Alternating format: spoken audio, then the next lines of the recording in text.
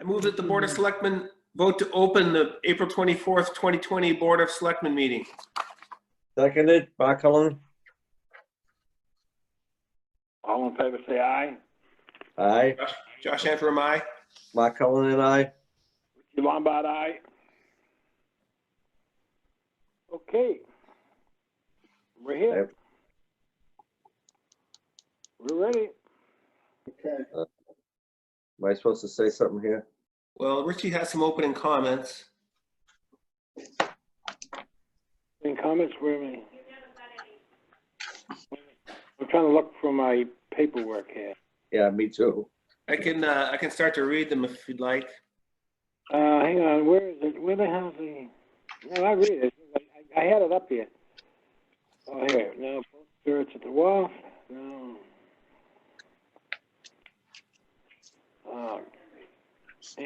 Oh, here it is. Here.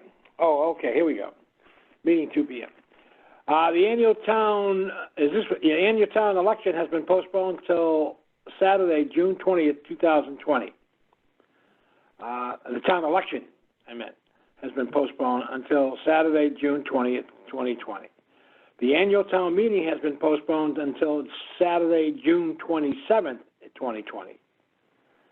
And the MEMA comment deadline extension regarding Northeastern universities on the agenda.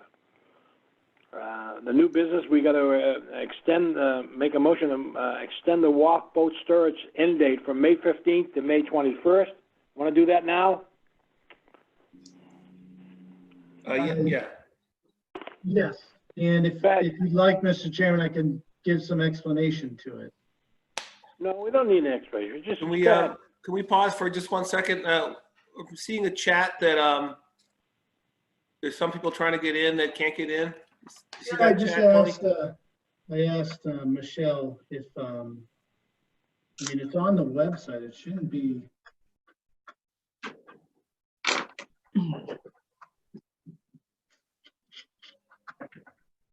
Let's see. It's open. Oh, this is under the public? Yes. Okay.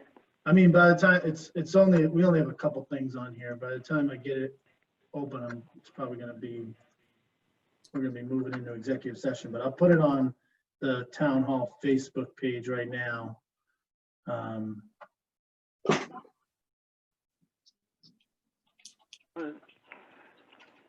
you want a rub?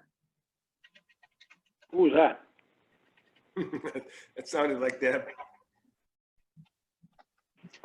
Who's that, Debbie? That was me, sorry. Oh, Did you get a Who's new you? rug? who's you? I think the FedEx person was at the wrong house. Oh. You heard that story about Tom Brady walking into the wrong house the other day? Yeah. Oh, God, that's funny.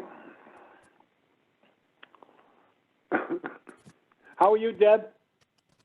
I'm okay. Okay. Oh, good. Yeah. Well, nice talking to you. Yeah, nice talking to you, Richie.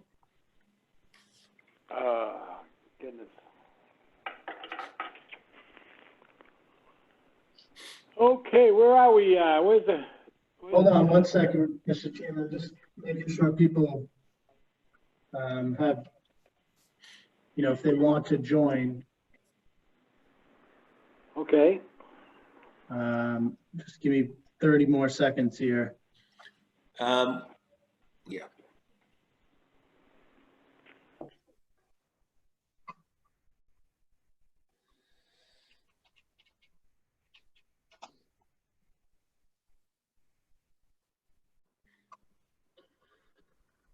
Okay. All right, you ready, Tony? I am ready. Shall we make You are- that motion, then we can discuss? Oh, yeah, why don't we go ahead and make that motion on the Then storage? Tony can discuss it. I move that the Board of Selectmen vote to approve the town administrator's proposal to extend the wharf boat storage end date from May 15th, 2020 to May 21st, 2020. Is there a second? Josh Antrim. Is there a second? Is that Josh? Yep, seconded. Okay, motion is made and second. Discussion, Tony? Yes. Thank you, Mr. Chairman.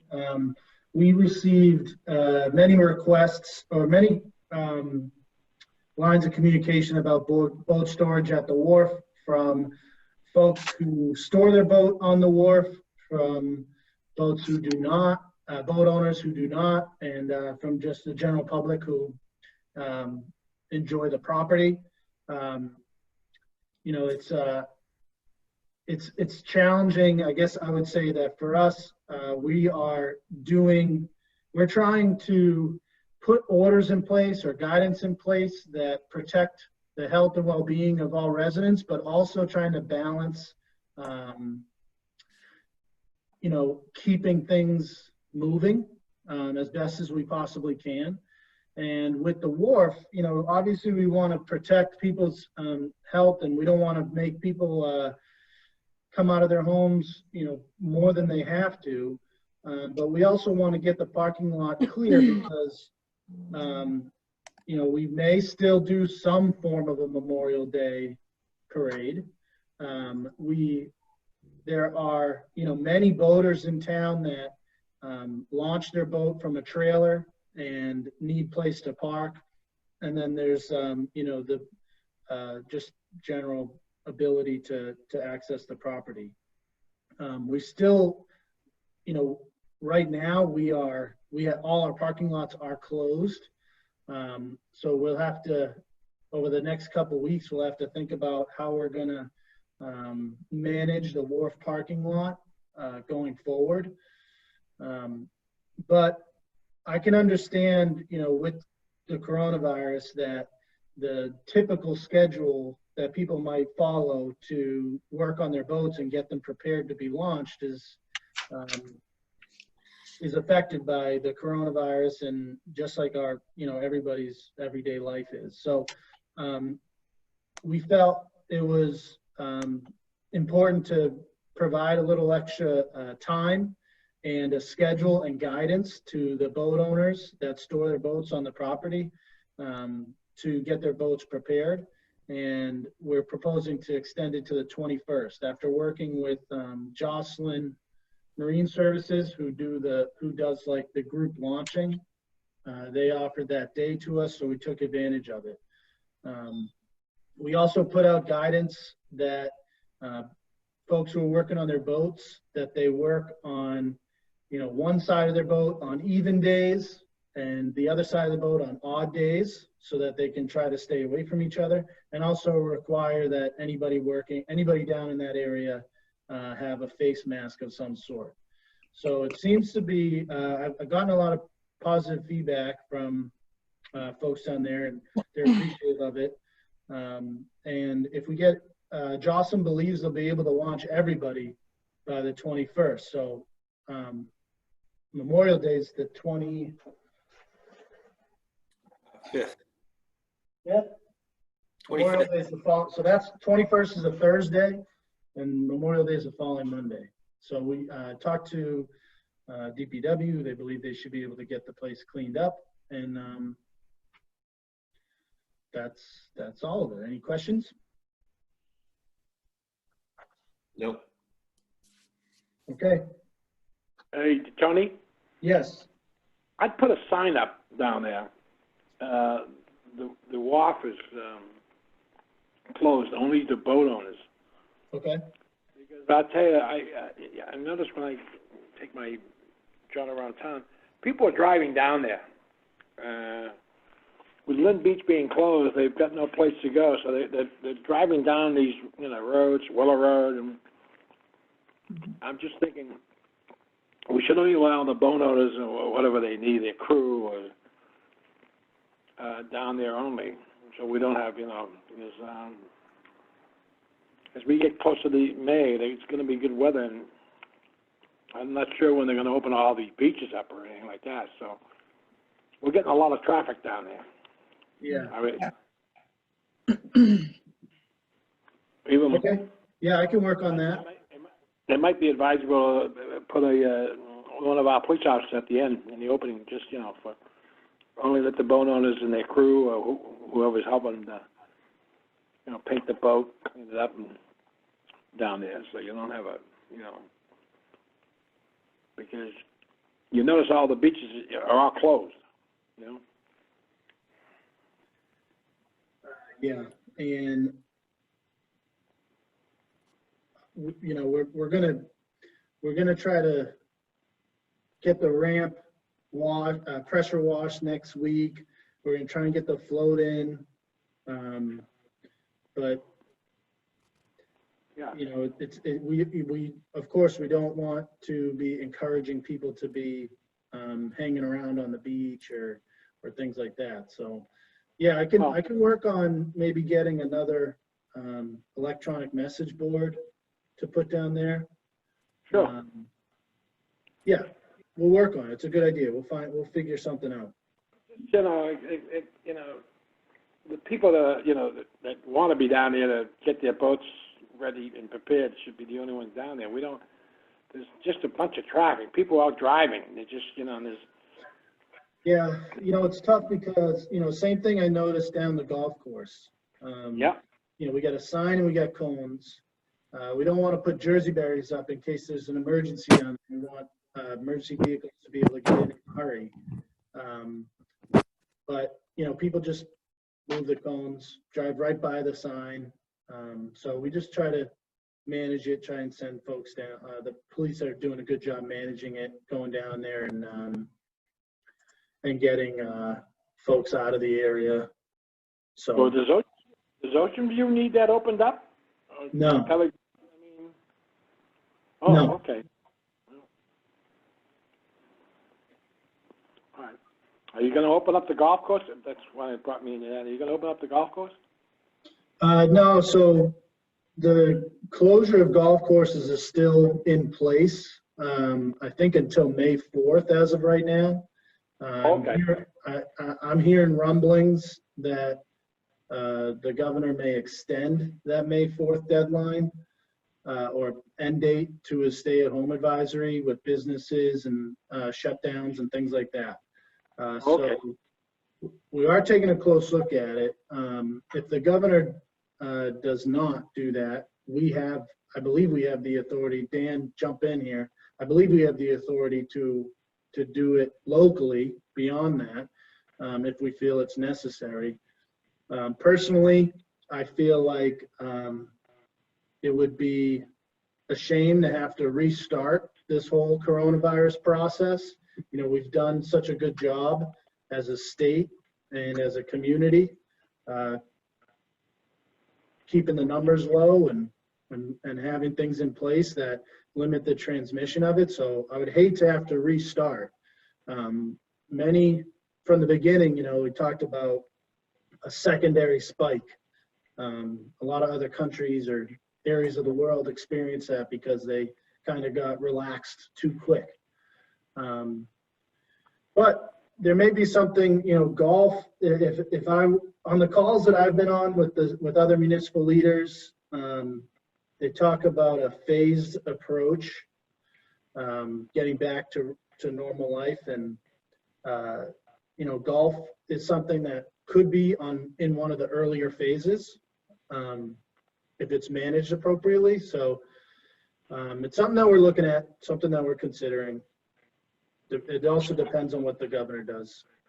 Just keep in mind, you should watch Gannon if Gannon opens up, because if you open up Keller Greens and you're the only golf, open, the place is going to be jammed with golfers down there. Right. I was thinking the same thing. Yeah. It won't be just for Nahant because it's a public course, but I'm thinking we should be very careful about opening that up until like Gannon opens up or something like that, so that the other golf course. I know Tedesco's closed, but I mean, I just be careful because if you open it up, it's just people are gonna be inundated down there. I mean, they're all gonna come down. I mean, I agree. Yeah. All right. I'd rather be late to that party and be wrong, Yeah. So. All right, so you have a motion that's been seconded. Any other further discussion? Hearing none, all those in favor signal by saying aye. Give us like a roll call vote, name and vote. I'll go with Josh first. You muted, Josh. Josh Antrim, aye. Mark Cullen and I. Richie Lombard, aye. The pass is unanimous. Okay.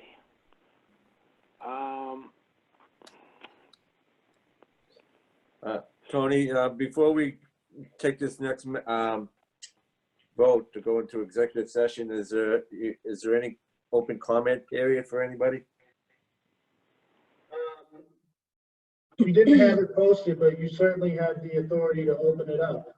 Well, I just see all the people on. I'm not sure if anybody has anything to say, so. Can I make a quick comment? No. Right. I'll make a long one. No, there's not too many people listening, but the Lynn item had an article yesterday with a misleading headline that said the Attorney General rejects the zoning bylaw change. So that's not an accurate statement. They approved it with changes. So in people's conversations with people, maybe they can set it straight, and that'll be posted pretty soon, Tony, that letter? Yeah,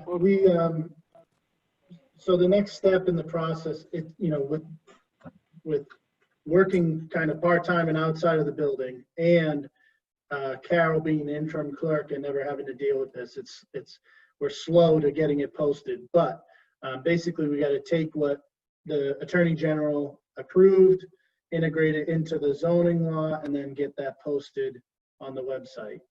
Is there any other steps involved in that, Dan? Yeah, posting and publishing. Those are the two big words. We post it and publish it. Okay. Yeah, so it's just an unfortunately misleading headline, I guess I would say. Yeah. I understand that in the item, and this happens quite often, that the journalist or the person who's writing the article doesn't necessarily have control over what the headlines is. So sometimes they don't match up very well. I think the editor decides on what the headline is, and the journalist is secondary to that. So.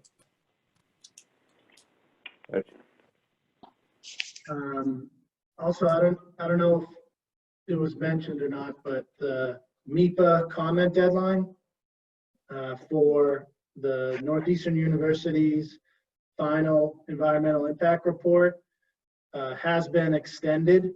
The original deadline was today, April 24th. It's been extended to June 12th.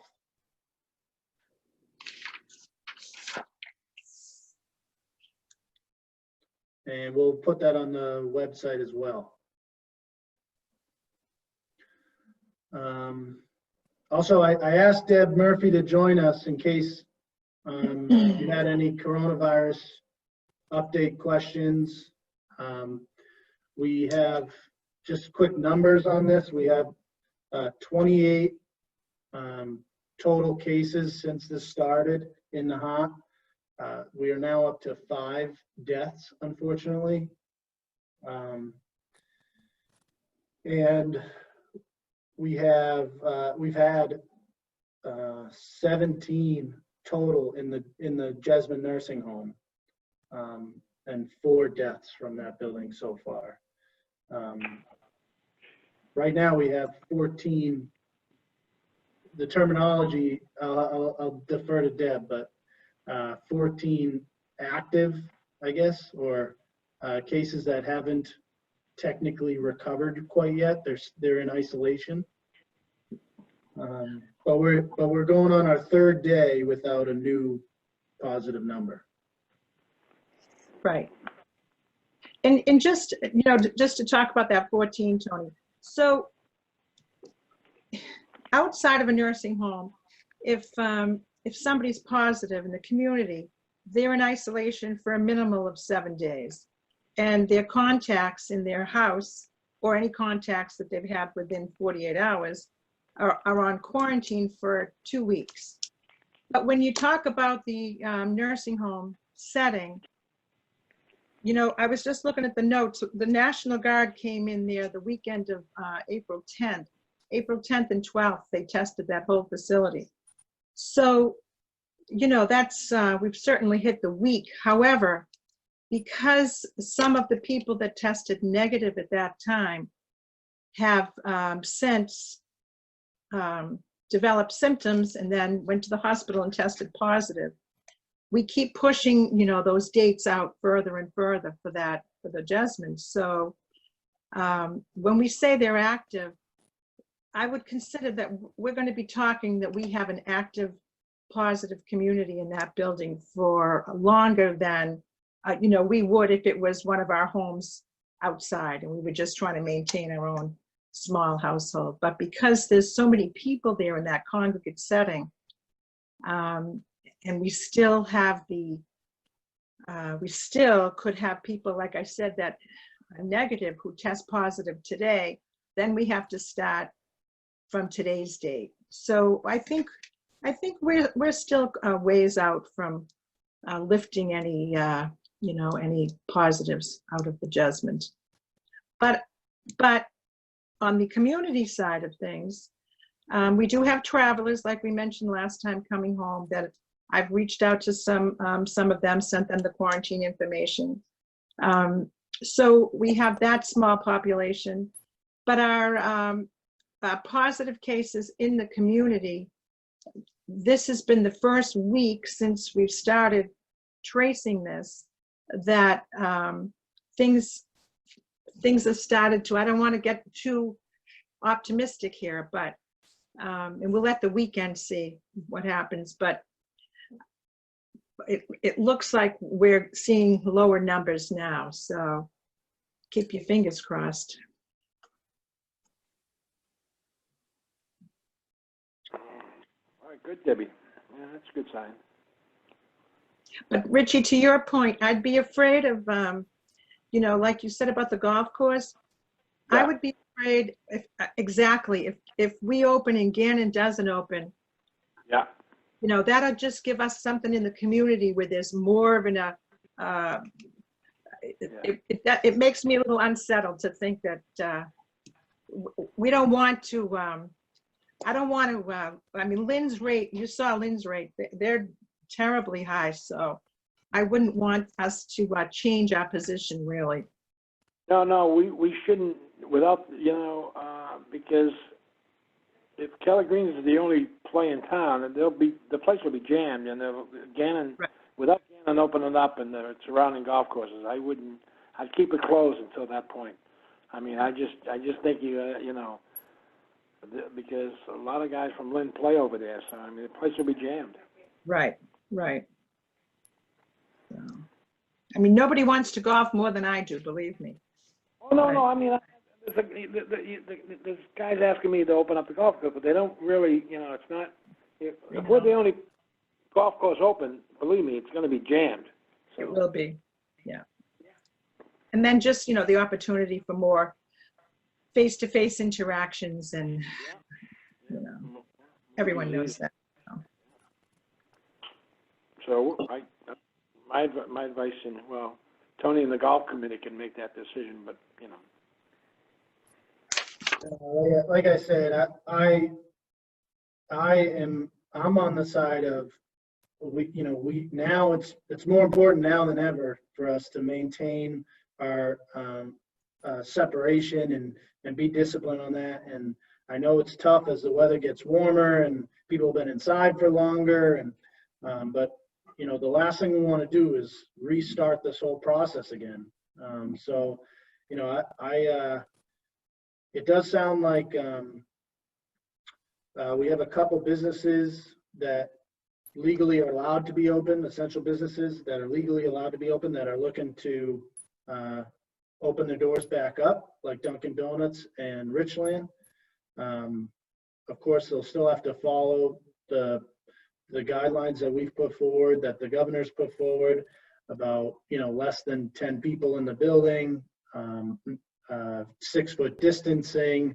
All the workers have to be wearing masks. You know, Lynn and Swampscott have ordered anyone entering their essential businesses to wear a mask, customers. You know, we just so you know, the reason we didn't make that order is because we don't have any businesses that that essential businesses that are legally allowed to be open that would bring in, you know, that many people. You know, Lynn and Swampscott, they have grocery stores and liquor stores that can, you know, have more than 10 people in the building. We don't really have that. So we've really just been encouraging and urging residents that whenever they're outside to be wearing a mask, and especially when they go in the essential businesses. So, you know, that's an option for us to take that up if you guys want to have a discussion about that, and we can consider it maybe for the next meeting. But you know, I've felt that from the businesses that are open that I've spoke with, they've said that pretty much everybody is wearing a mask when they come in there as it is, and that they're really not having more than maybe 2 or 3 people in the building at a time. So I think we're in pretty good shape the way that it is. But I just wanted to kind of explain, while we're open to the public here, why we, you know, have done what we've done. Tony? Yeah. This is Rich. I think you should, with the, you know, with the board's approval, and ask Mark and Josh, I think we should have mandatory mask wearing in the town of Nahant. I just think, you know, I was out for a walk the other day, and all these young people, they have no mask on, and you know, they're in 5, 8 kids, you know, this group. I just think, you know, people are out walking, and half got a mask on, which, you know, and the other half don't. I just think it should be mandatory. When you go outside, you should be wearing a mask. That's my recommendation. I'll ask Dan to jump in. I don't know if, like, I don't think that's, other communities haven't ordered that, but they have the ability to order it within a business or a building or a town property. Dan, that would be the board of health without getting involved, and make some sort of finding that is a required event to curtail what I guess is a rampant virus. It might be a bit of a severe, like as Tony mentioned, I haven't heard of any other cities or towns who've done that. But like you said, Lynn and Swampscott have demanded essential service businesses require masks. Yes, we could do it, but that would be an extreme measure, I think. But the Board of Health will make a finding that it's required to maintain the public health. You can go from there. The big problem you're going to have, Richie, is enforcement. I mean, who's going to stop these? Is Chief Dwyer going to stop these folks and say, "Hey, put on a mask or go home"? I'm not looking for enforcement, but I think if we come out with the Board of Selectmen, you know, it's. You can make a recommendation. Yeah, absolutely. There's nothing wrong with recommending, asking, or whatever the term may be. Sure, you can do that. No problem at all. The Board of Selectmen is also the Board of Health too. Yep. We wear those 2 hats. Yep. So just a suggestion. And people are walking, and a lot of people walking on the beaches, and I just think some have masks and some don't. It might be just a recommendation that Tony puts out on one of his calls. Just so you know, Richie, I have posted that in all of our, it's on our, you know, in all my messages and in my code red calls that I put up there. I've been urging residents, you know, to stay home as much as they can, but if they go outside, that they wear a mask, and especially, you know, I've emphasized if they're going into the few essential businesses that are open, that they be wearing a mask. I guess the next step really is what Swampscott and Lynn did, where they can, you know, businesses like Stop and Shop or Home Depot or a liquor store or something can actually tell people they're not allowed in the building per the town's order without a mask. We haven't taken that step, again, because, you know, it's not like we have a building that can put 100 people. It's not like we don't have those big businesses. So it's all related to how, you know, how many people are going to be in a confined space, right? So, you know, again, I feel like we're doing a pretty good job. It sounds like when I talk to the business owners that they, you know, most people are wearing a mask when they go in there, and that there really are low numbers in there. But now that you have Dunkin' Donuts and Richland and, you know, businesses that are allowed to be open, considering coming back online and opening their doors, you know, we could consider an order that says anyone entering an essential business must wear a mask. Absolutely. Absolutely, 100%. Yep. I'm in favor. I'd be okay with that. I'd be more than happy to propose it.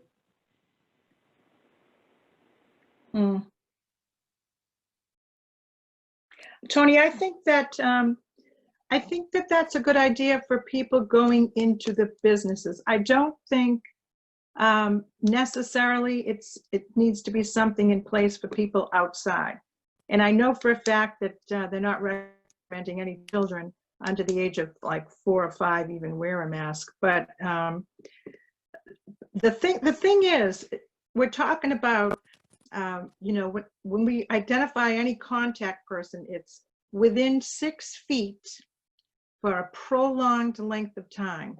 So prolonged length of time would mean anything, you know, in the 5-minute range.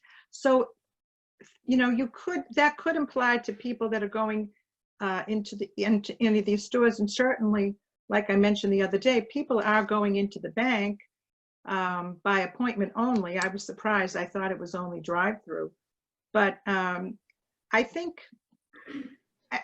don't think that's a big inconvenience to people, you know, going into one of these places to put a mask on. I don't think it's an inconvenience. You know, you're going in, you're getting a sandwich, or you're going in, getting a cup of coffee, or whatever you're doing. It's why is that, you know, it shouldn't be a problem for people. We do it. You're doing it if you're going to Swampscott or if you're going anywhere else. So I don't actually go to stores, so. I'd be fine with requiring it for going into businesses. So why don't I work with Consistent Dan? with Lynn and Swampscott, right?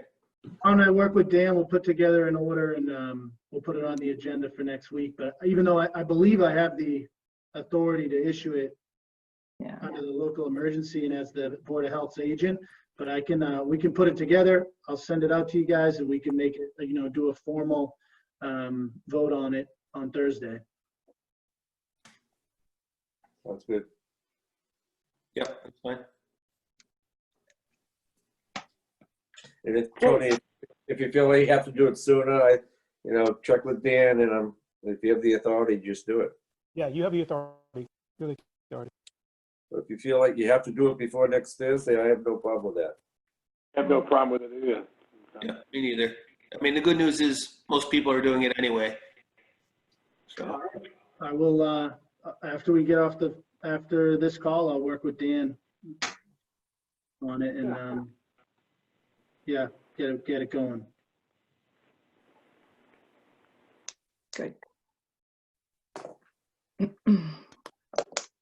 Okay, that's all that's on the agenda. Do you want to open it to public comment?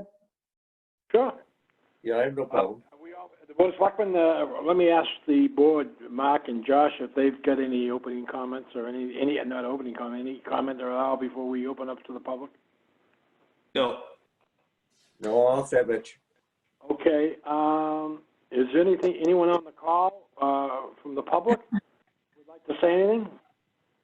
Look, let me go through the chat real quick here. Okay. You're getting through that? Let's see. You need something? Okay. Looks like there's support. Well, I guess first we have a comment from Bonnie D. Orlando that says, Tony, Dan, Josh, Mark, Richie, you're all terrific.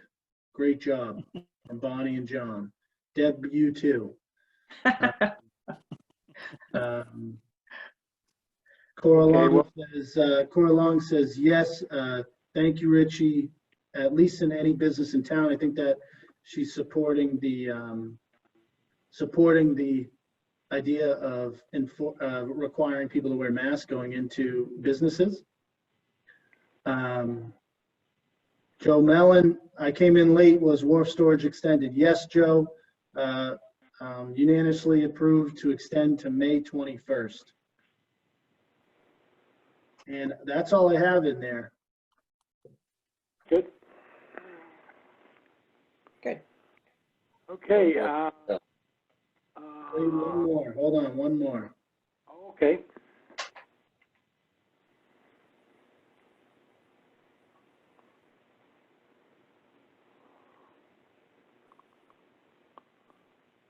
Can you clarify the voting requirements for upcoming elections? Are mail ballots being considered? Dan, you've been working pretty closely with Carol on this. I believe mail ballots are allowed. Yes, Michelle, it's a great question. Yes, we always have the potential for absentee ballots, but now we have early voting mail-in ballots. And if you have any concern whatsoever that you might get affected by the virus that's out there and you want to mail in your ballot, just call Carol or email her and ask her for an absentee ballot, or it's also called the early voting mailing ballot. Absolutely, you can do that. You never even have to enter town hall. She'll mail it to you. You can mail it back or put it in the deposit box in front of town hall. We're working with Linda Peterson to get that word out to all the seniors through the COA. And if you can get the word out, that would be helpful as well. Last year, we had, I think, 1,300 voters out of 2,100. So if we come somewhere near that number this year, well, then that would be a success. When would those become available, Dan? Carol is going to apply for the ballots on Monday. I think it should take about a week to get them back. But you don't have to wait till then. You can email Carol right now. So she'll put you on the list and she'll get those ballots to you through the mail. It's great. People can start. Very helpful, yeah. They can reach out to Carol, starting now. They can make that request. Absolutely. Right now, if they email me right now, see if they wanted to. And Absolutely. as soon as she has them, she can send them out. And yes, so Michelle also says, can you get the message out broadly? You have residents that do not have email or internet. Can we leverage the lighted sign? Yeah, we'll I could also, include it in my next robocall too. We'll find a way to make sure everybody's aware of that. It's a good point. Obviously, we want to try to encourage as many mail-in ballots as possible given the current circumstance. So, Joe also asked a clarifying question about boat launch. Will Jocelyn be hauling out May 21st and 29th? No, Joe, it's just the 21st. If for some reason they're not able to get all the boats off that day or we run into weather issues, we will work with Jocelyn to find another day after that. But the idea is to have them all off by the 21st. Okay. Okay, Tony, Yes, are we all done? we're all done. Okay. I'm going to move we're going to be moving out of the regular meeting, and we're going to be going into an executive session. And we're going to be discussing the lease and evaluation of real property, which is Keller Green's golf course. And we will not reconvene into open session. I'm going to move we adjourn out of the regular session, go into executive session, and then we, as I said, we will not be coming back into open session. Richie, before you do that, would you agree that we need to go into executive session in order to protect our bargaining and negotiating position? Yes, absolutely. I was about to read. Yeah. Yeah. Perfect. Perfect. Hey, Dan, you made great notes for me here. I do what I can. Bobby Joe does a great job too. No, Bobby Joe, you're great, Dan. That's good with all this stuff. Okay, yeah, that's, is there any other, before we go into an executive session, is there any other comments or anything else before I move into executive session? If not, okay, I'll entertain a motion or a move that we go into executive session pursuant to Mass General Laws 30A, 21A, and 6 to discuss the lease and valuation of real property, which is Kelly Green's Golf Course, 1 Rillo, Nahant. We will not be coming back into regular session. Is there a motion? I can read the motion, which is a replicate of what you just said. I move that the Board of Selectmen vote to go into executive session pursuant to General Law, Chapter 30A, 21A6, to discuss the lease and valuation of real property, Kelly Green's Golf Course, 1 Willow Road, Nahant, regarding 1 Willow Road, Nahant. We will not reconvene into open session. Motion's been made. Is there a second? Seconded. Motion's been seconded. Further discussion? Hearing none, this will be a roll call vote. Please give your name and vote. Josh Antrim, aye. Mark Cullen and I. Richie Lombard, aye. Okay, we're all set, and now we've got Tony's got the new number in there. All We're gonna right. be, all right, hold on, let me just make sure we got it in here. I'm going to end this Zoom meeting and open the other one that just you guys have the call-in info on. Okay, and we, Tony, you gonna send another Zoom link for us? on Yeah, that? I can resend it to you all right now. Thank you. Jack, if I got the right, I need a, let me see, Tony. I'll I need a- resend it. I'll resend it to you, Richie. Yeah, okay, so I can get a call. I don't have a number here to call back in. All Okay. right. Again, thanks very much, everyone on the call, and thanks everyone participating. Debbie, I appreciate you coming in, and town council and the board, and we'll go into executive session. All right. Thank you very much. Thank Bye-bye. you.